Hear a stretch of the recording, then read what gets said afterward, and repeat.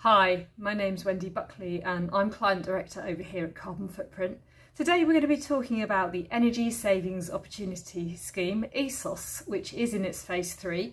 There have just been some announcements by the Environment Agency about important changes that are happening.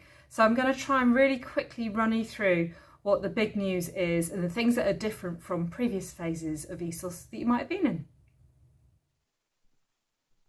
Here we go, ESOS Phase 3.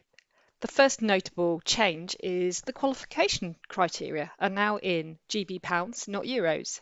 This means you need to have either 250 plus employees or a combination of turnover of 44 million plus balance sheet of 38 million on the 31st of December 2022.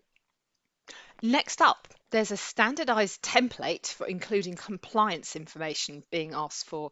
We can expect this to be information about the size and shape of your business and maybe some of those headline numbers there for your energy use.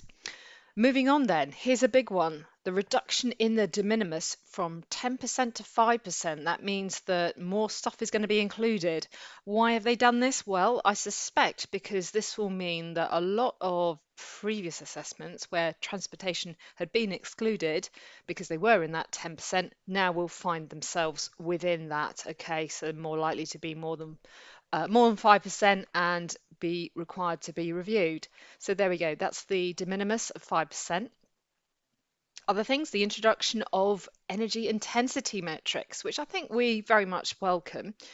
This is very much analogous to what we have in streamlined energy and carbon reporting, where not only absolute levels of carbon footprint, we have ratios against turnover, headcount that we report as well. And so this is really no big surprise. And perhaps if we take that alongside another of the changes, which is going to be setting a target for and an action plan for phase 4, suggests that you're going to be able to choose an energy intensity metric to take forward rather than an absolute level of energy, which would not really help those that are currently growing their business, though clearly you want to be more efficient in terms of energy use per £1 million turnover, etc. So I think that's where that comes in. Other things, a requirement to share the ESOS report with your other subsidiaries. We'd hope that that was happening anyway, but really this needs to be spread within the business and actioned within the business. That brings me on to the next one. The ESOS report does now require you to show the next steps in implementation of the recommendations that you're going to be getting in that report. We've already touched on those action plans, and those will be reported against in the phase 4, which will be another 4 years on from where we are now. Remember that the deadline for phase 3 is in December 2023. So for phase 4, that will be in 2027. The final piece is data collection of compliance monitoring and enforcement.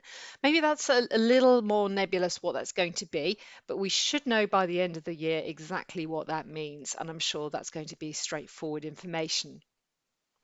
We're going to take you through the timeline for ESOS Phase 3 in another video.